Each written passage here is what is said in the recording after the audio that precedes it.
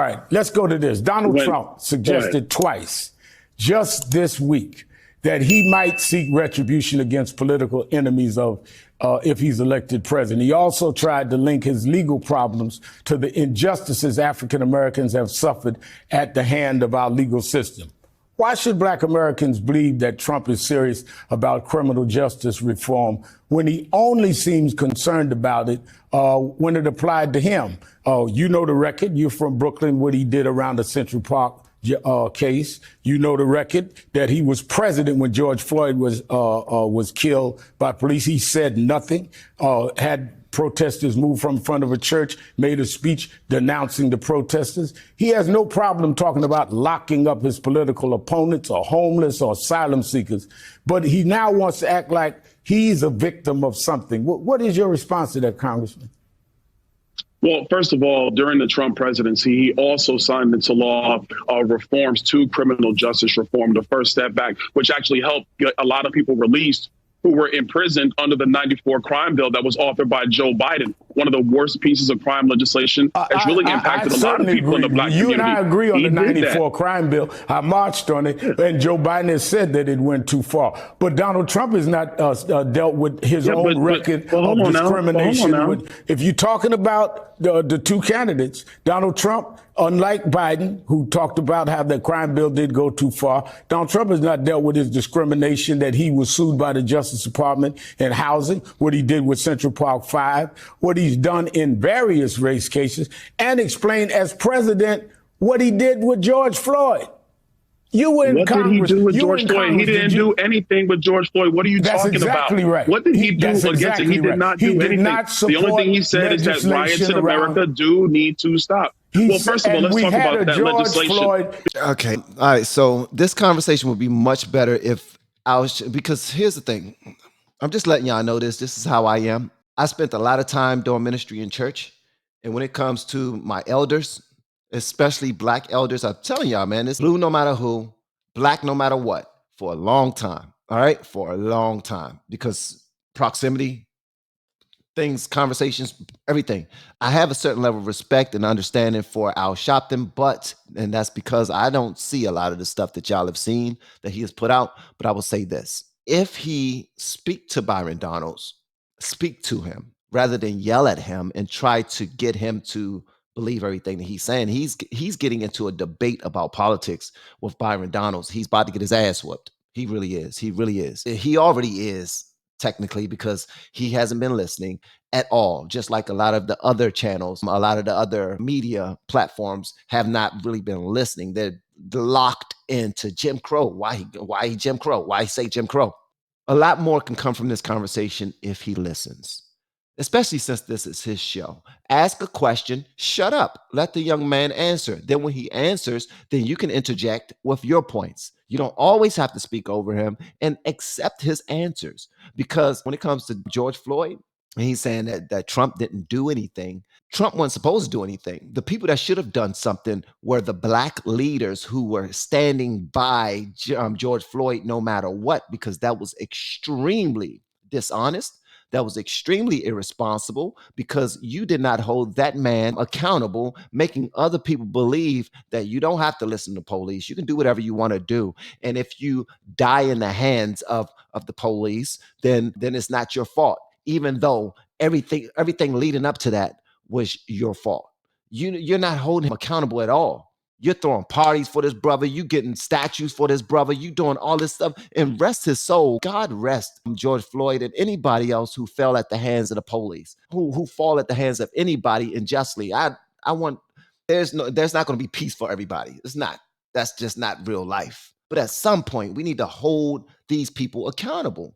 We do. We have been teaching people how to grow online. It's been absolutely amazing. We have 3 people who have been able to reach monetization in less than 30 days. Growing YouTube channels, some from 0 people. We have one guy who had 2 subscribers before he started working with me. He started helping him. His views went up 4.8 million%. We're super excited. If anybody ever want to grow on YouTube, you reach out to me with the word coach.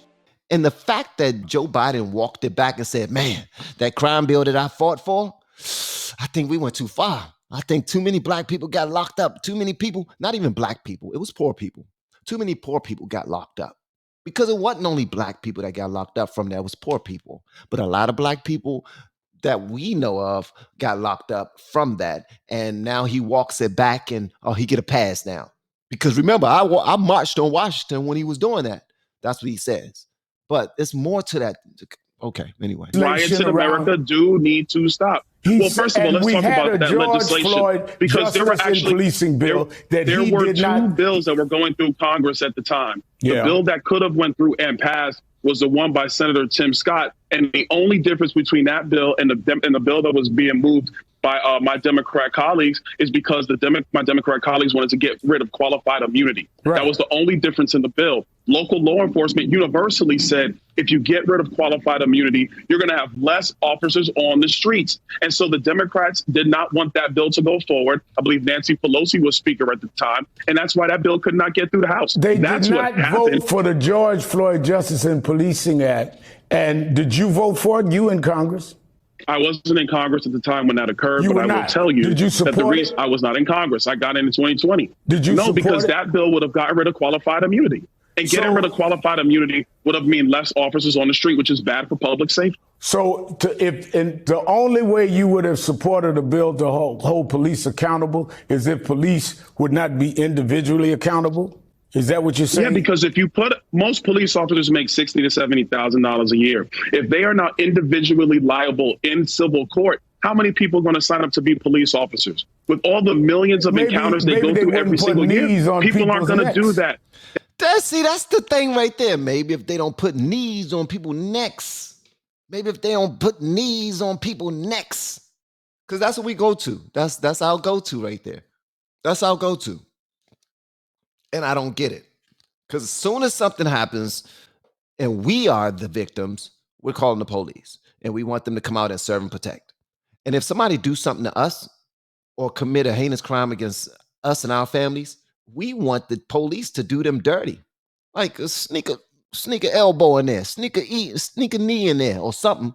But when it comes to this, oh man, all black people got to stick together. The police, they don't care about black people. They're racist. They don't like us no more. They say that the police was all started as a way to chase slaves and bring them back to the homes. And they believe that police are still slave chasers, and the black people who believe that they still mentally have the way of thinking of a slave. They still have them slave minds. They still look at police that same way and say, we're the victim. What you doing? What we doing? What you do? These criminals are making a mockery out of these failed movements that we are making behind these other criminals by not holding them accountable, because they're paying attention too. They're saying, oh, so we don't have to listen to the police. The only thing we got to do is act as if they're victimizing us. Okay, got it. That's a nice play. Thank you so much, Al Sharpton. I appreciate it, buddy. You know, and people are running with this. It's irresponsible. So when Al Sharpton brings it up, it just shows me that he's cut off his brain. Pow.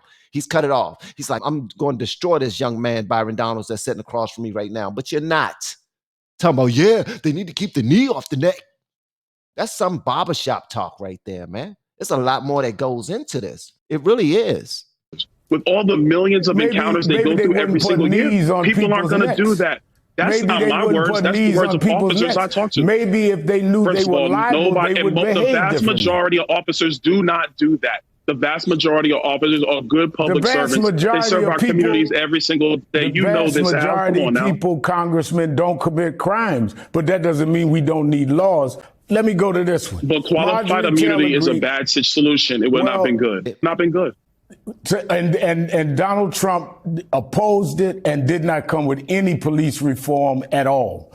Marjorie Taylor Greene, let's go Tim to Scott had a bill that what police reform Tim Scott had a bill that Donald Trump supported. Go back to the Tim Scott bill, which was moving through the Senate. Nancy Pelosi wouldn't hear it in the House. What was the police reform bill that happened during George Floyd that Donald Trump, as president of the United States, when George Floyd was killed, what did he support for police reform? Donald Trump.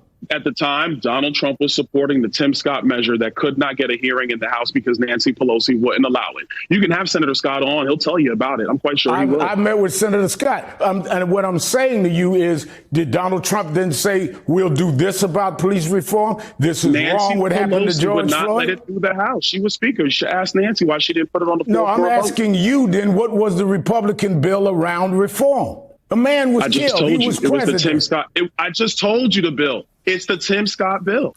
And when Donald Trump went in front of that church. Let me tell y'all something, bro. I'm going to tell you this right now. They talking about police reform. Police reform would not have saved George Floyd's life. His community would have. Police reform would not have saved George Floyd's life. These black politicians could have. These black preachers could have. They could have. They could have. I've seen the entire video, bro, and it's unfortunate that he had to lose his life like that. But there's no way that I can commit a crime, right? And then the police show up, and then I resist so much that now I have to be held on the ground by all these people. Here I am, 6'4", whatever it is. I think he was a big dude, like 6'3", 6'4", a real big guy. And it was only off of a fake $20 bill. It was over a fake $20 bill. Police come. He don't want to get out the car. He claiming that he's claustrophobic, whereas he drove over there. He's in the car with the guy that he just now purchased drugs from, who wasn't acting like that. That dude was chill as a fan. That dude was, what happened to the guy that sold him drugs that was in the car with him at the time? I'm going to tell you what happened. He's still living. He's still breathing. And he's probably still free. He's probably still free. But George Floyd, no. I can't get in the car. I'm claustrophobic. I can't put on these cuffs. I'm claustrophobic. I can't breathe. You're killing me. Now, should that police officer put his knee on his neck and just sit there like, I'm just waiting. I'm just going to go ahead and sit here. He's not going to move. No, that was dumb. That was dumb. But at the end of the day, come on, bro. Who's holding him accountable for his points, his part in this? Like, at some point, we got to hold one another accountable and not blame one another, not say, you deserve this. No, I'm not saying that George Floyd deserved this. Nobody deserves to die. Well, that's not, maybe. I could take that back. I don't know if anybody deserved to die. That's not for me to say. But for George Floyd, the black community let him down by not holding him accountable, because we build up more George Floyds by doing that. As a matter of fact, communities were tore down because of George Floyd. It wasn't deserving of that. It wasn't. I'm sorry, George Floyd was not worth communities being tore down. He was held up as a hero. Why? What has he done to be held up as a hero? He did nothing for his community. I'm just saying, that's just keeping it a buck. So if you want for the president of the United States to be like, you know what, he is real important and I do need to pass a bill just for him, how asinine is that? Come on, Al Sharpton, Mr. Al Sharpton, you've been in this business for a long time.